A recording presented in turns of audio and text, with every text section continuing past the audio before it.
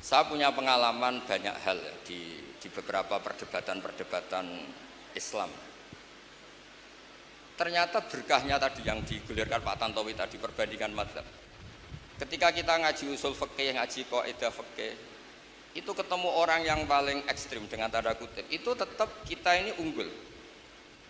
Dulu pernah diperdebatkan gimana hukumnya polisi perempuan. Ini ada banyak Kapolsek, ada Dandim, ada Koramil.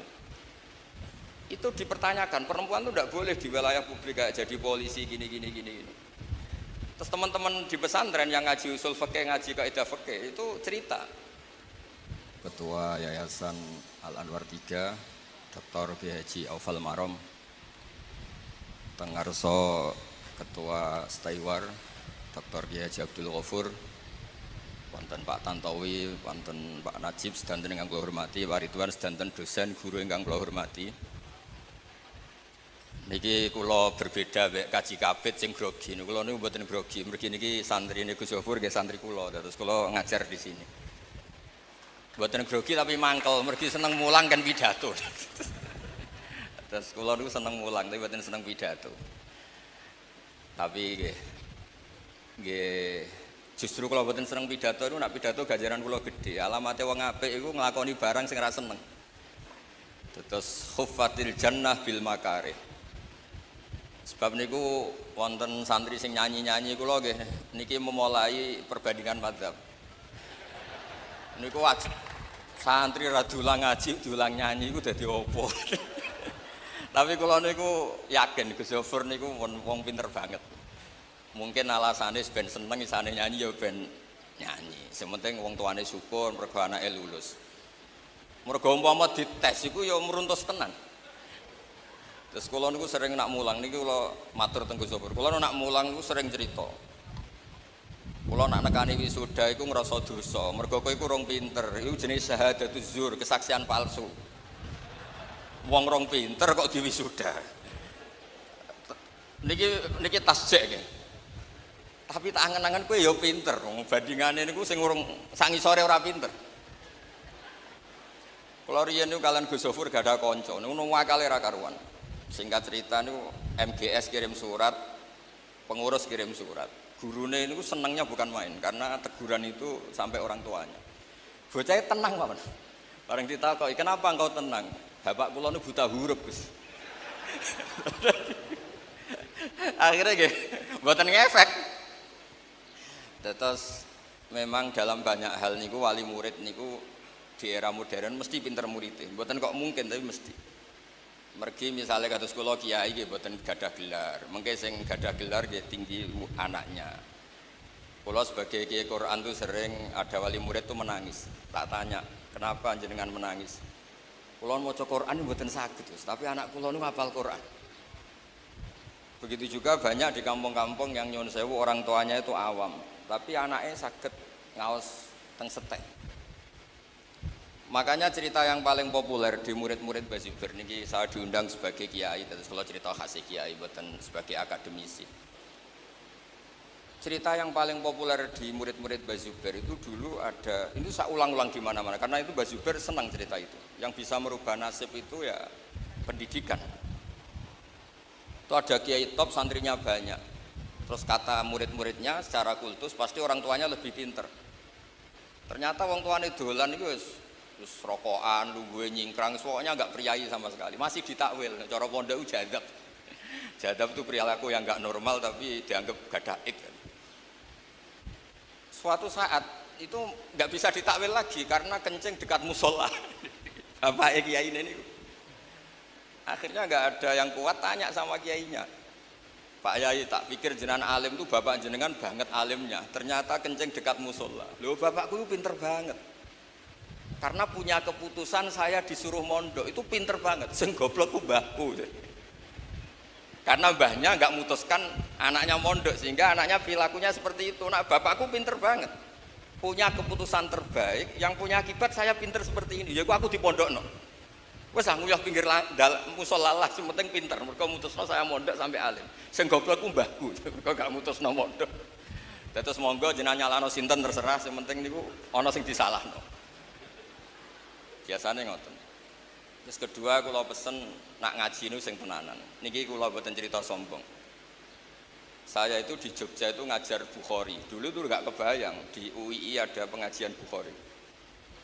Tapi saya dulu itu terinspirasi oleh Imam Haromen. Imam Haromen itu marah semarah-marahnya karena Mekah yang kota suci pendidikannya melemah, ilmu tidak hidup.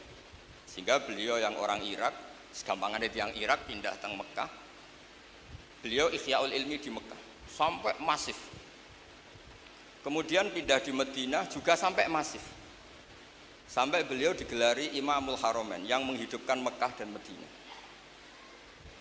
Saya dulu berkeyakinan ketika di Jogja, suatu saat pasti ilmu itu diantaranya dikembalikan pada saya. Wes GR, pokoknya yakin, hakul yakin. Sampai saya ditegur sama temen di Jogja itu, biasanya Gus gak pati seneng ngaji Bukhari, ngaji Jalalain. Pas itu jawab saya juga ya agak-agak jumawa. Oh itu rawong keramat, aku wong keramat kata saya. Sebenarnya saya bilang keramat itu bukan masalah kesombongan atau arogan tunda. Saya itu yakin, hakul yakin. Allah itu berkehendak baik lihadil ummah karena menghormati Rasulnya, kekasihnya yaitu Nabi Muhammad SAW. Sehingga fasilitas hadil ummah adalah latas tami ummati ala dolalah. Umat ini tidak akan dibiarkan sesat. Sehingga saya yakin, hakul yakin, termasuk di Indonesia, agama ini tetap dipegang ahlinya. Sebab itu di sini di Seta itu ada anak Papua, anak Aceh, macam-macam ingin ngaji. Dan barokahnya ngaji ini ilmu tetap bersanad, tetap sesuai aturan-aturan atau kaidah-kaidah yang didawuhkan ulama dulu. Tapi kalau kita tidak ikut Ihya'ul Ilmi, maka ilmu dipegang mereka yang tidak nekuni ilmu. Dan itu awal dari kehancuran. Makanya saya mohon anak-anak yang di wisuda ini jangan gembira terus lewat nyanyi saja, itu enggak. Gembiralah dengan ilmu. Ilmu itu mudah. Saya sering matur Gus Sofur, ilmu itu mudah. Sing ngengel-ngengel itu dosennya. Semua ngengel-ngengel itu. Kok ora dilulusno kok bangga. Kaya padahal ilmu itu riyen itu gampang. Kalau sering mencontohkan gampang itu begini. Karena kita ingin jadi dokter atau profesor atau ingin jadi kiai top itu malah jadi repot. Padahal kalau jadi pendiri itu lebih gampang. Saya sering contohkan gini, kata orang banyak, saya ini kan kiai besar. Tapi saya ini sering istighfar karena gara-gara kiai besar itu kalau saya pidato di masjid itu disangoni, mungkin ya uang kotak di kupolo disangoni saya. Itu penuh dengan hisab. Saya termasuk kiai yang termasuk jenis lomo sama banyak orang itu karena ya wedi hisab, kotak-kotak masjid disangono. Sementara yang anak-anak setewar yang di pedalaman sana itu enggak ada yang menghormati. Mungkin masjid belum ada, madrasah belum ada, barokahnya belum ada, itu punya tanah kecil diwakafkan, punya uang sedikit diamalkan. Sehingga makomnya itu pendiri, bukan mendapat. Makanya saya andekan belum kadung jadi kiai besar, mungkin saya memilih jadi kiai kecil. Seketoke ora ono hisab. Ijek dikholi sampean pendiri. Kados kula niku dikholi kok mboten ngerti. Artinya gini, kalau kita berpikir objektif, sebenarnya teman-teman yang hidup di pedalaman, yang coro lahir dari kiai kampung, kiai tahlil, ini orang-orang yang luar biasa. Karena makomnya makom muassis. Ini buatan nyindir sih apapun buatan. Buatan kepikiran deh, kenaikan pangkat, kenaikan nopo malih, melok nopo itu buatan. Nah, dengan pengakuan seperti ini, maka semua alumni kita, alumni Al Anwar 1, 2, 3, sampai semua alumni Pondok Sarang, alumni semua Pondok Indonesia, itu kita beri skor sukses. Karena kalau kita tidak berpikir seperti itu, maka terus ini Kiai RT, ini Kiai RW, ini Kiai Kecamatan, Kiai Nasional. Dulu diantara marahnya Mbah Maimun yang sering diutarakan ke saya, kata Mbah Mun tuh malun, gitu. Saya masih ingat bahasanya. Malun, ono kiai kok kiai lokal, kiai nasional. Lah anak sing bener kiai lokal biya. Pas itu beliau itu sering ada polemik nasional, yang kiai lokal punya takbir, yang kiai nasional ikut tren. Mbah Mun marah besar karena perbandingannya itu hak sama tidak hak, bukan lokal sama nasional. Ini yang anak-anak harus ngerti. Saya itu merasakan, saya ini kan tidak punya gelar apapun, tapi ketika saya memastikan Kalau rofa dibaca rofa, kalau nasob dibaca nasob, kalau jer dibaca jer. Kalau maknanya Bukhari ini seperti ini, sesuai di kitab Fathul Bari. Singkat cerita itu disepakati oleh pihak UII yang boleh ngajar Bukhari itu saya. Dan akhirnya saya ngajar, pernah ngajar lah, lama di masjid Jamek, di masjid utama UII. Jadi saya mohon SDM-nya teman-teman ini ditata betul. Jangan setelah di wisuda terus dianggap sukses ngelabi orang tua ini, ampun lah. Pokoknya harus sampai alim. Anda bisa ngelabi orang tua, Anda nggak bisa ngelabui saya karena saya guru Anda. Jadi harus tobat betul di bab SDM. Ini buatan ngamuk di cerita mawon. Salah diundang nggak? Jadi kalau buatan kepentek kok, tapi karena menurut saya kecakapan baca kitab yang tahqiq itu memang tinggal kita, ya kita yang nekuni betul di pesantren. Saya punya pengalaman banyak hal ya, di beberapa perdebatan Islam. Ternyata berkahnya tadi yang digulirkan Pak Tantowi tadi, perbandingan mazhab. Ketika kita ngaji usul fikih, ngaji kaidah fikih, itu ketemu orang yang paling ekstrim dengan tanda kutip, itu tetap kita ini unggul. Dulu pernah diperdebatkan gimana hukumnya polisi perempuan. Ini ada banyak Kapolsek, ada Dandim, ada Koramil. Itu dipertanyakan, perempuan itu tidak boleh di wilayah publik kayak jadi polisi gini. Terus teman-teman di pesantren yang ngaji usul fikih, ngaji kaidah fikih itu cerita keluarnya polisi itu kadang nangani nyuwun sewu perempuan yang nyuwun sewu nakal, misalnya pengedar narkoba. Dan kadang nyuwun sewu disembunyikan di tempat paling sangat privat. Itu kalau semua polisi cowok terus gimana? Akhirnya ya terus mikir. Begitu juga menyangkut profesi perawat, profesi dokter putri dan sebagainya. Berkahnya kaidah-kaidah fikih itu kita tidak pernah berhenti bisa menjawab. Terus yang terakhir, ini saya tidak akan lama-lama, yang terakhir cerita Mbah Maimun. Mbah Maimun itu dekat sekali sama tokoh-tokoh politik Jakarta itu. Yang lelaki maupun yang perempuan itu dekat sekali. Saya pernah di Dawi Mbah Mun, Gus Zofur lebih tahu tentang ini. Peros sebabnya aku seneng tokoh-tokoh nasional. Padahal ya wongnya macem-macem. Mbah Mun tidak pernah bahasa kasar bilang macem-macem. Bilangnya hanya wongnya ya macem-macem, wong akeh.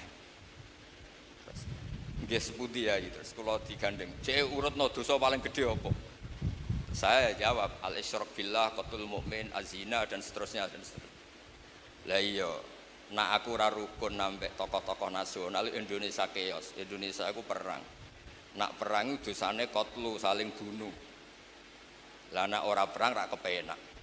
Paling banter wong Indonesia ya cek rokan ngono ae. Kata Bapak iku kok diistighfari gitu. Jadi ternyata di balik rileknya beliau berteman sama tokoh-tokoh nasional itu ya hanya karena fikih beliau nggak boleh Indonesia terjadi yaktulu ba'dhum ba'dha, saling bunuh, saling intimidasi, saling tadi yang dikatakan Pak Bupati, saling teror, saling menghujat. Nah, implementasi fikih seperti itu hanya bisa didapatkan oleh orang-orang yang ahli fikih betul. Kemudian dalam aplikasi keseharian kayak ada apa-apa, bilisani qaumi. Maka kata Imam Ghazali, makalah di antara makalah beliau yang paling terkenal itu wasairu bisairi du'afa daruratul anbiya wal auliya wal ulama. Mengelola publik dengan gaya banyak orang itu adalah keharusan seorang nabi. Jadi kalau kumpul-kumpul ya makan-makan. Kalau pendidikan supaya keren ya ada wisuda. Pokoknya kayak umumnya orang. Wasairu bisairi du'afa daruratul anbiya. Jadi para nabi yang orang-orang luar biasa itu ngelola itu ya kayak umumnya orang. Kalau kompetisi jadi presiden ya lewat dipilih. Kompetisi jadi bupati ya sama, kayak umumnya orang. Jangan karena kita yang paling soleh misalnya terus merasa ya harus saya karena saya paling soleh, enggak, itu udah umumnya orang. Ukuran seperti itu udah umumnya orang. Umumnya orang ya suka ngangkat yang dipilih orang banyak. Sehingga kemenangannya itu disepakati banyak orang. Dan itu Mbah Mun sering ngendikan. Jadi ini pesan sama anak-anak karena saya ada midatoni para kiai, para dosen. Anak-anak menerapkan ilmu itu harus sampai nurayyamsi bihi finnas. Mungkin sebagian teman-teman tidak punya pondok, tidak punya madrasah, tidak punya yayasan, tapi tetap nurayyamsi bihi finnas. Kamu punya ilmu, kemudian orang di sekeliling Anda itu nyaman. Anak kamu nyaman, istri kamu nyaman, tetangga kamu nyaman. Karena Nabi pakai ukuran sosial itu siapa orang mukmin? Man aminahun nas bawa ikohu. Siapa orang muslim? Man salimal muslimun milisani wa yadi. Nabi itu pakai ukuran sosial tuh. Mukmin itu siapa? orang yang sekelilingnya merasa aman, tidak terancam oleh dia. Orang muslim itu siapa? Orang lain itu aman dari buruk mulutnya atau buruk tangannya, buruk